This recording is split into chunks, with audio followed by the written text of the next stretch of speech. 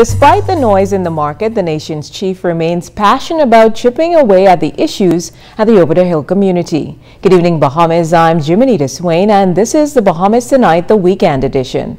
At the opening of a local softball league this morning, Prime Minister Dr. the Honorable Hubert Minnis highlighting the importance of the Southern Recreation Grounds revitalization.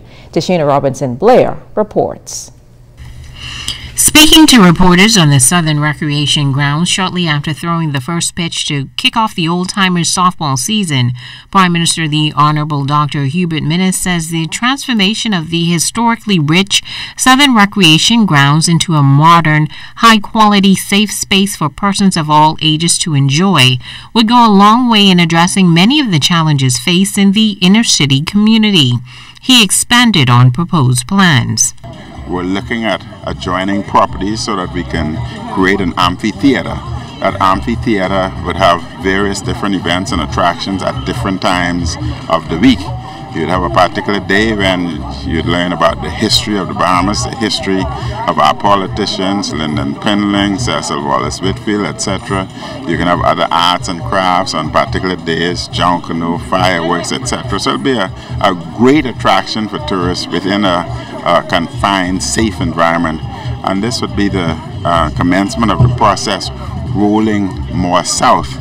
And of course, you know that we have made a commitment that this area would be declared tax-free zone. So that would help both with the commercial renovation and new commercial development, as well as renovation of the existing homes, etc. With the area currently afflicted with crime and poverty, the Prime Minister says the onus to create change isn't on the government alone. Revitalization must be paired with commitment from the community. And I think the tax-free zone itself would give us even greater opportunity, but we would insist that those who are benefiting the business sector must become intimately involved. It's not just a freebie for you.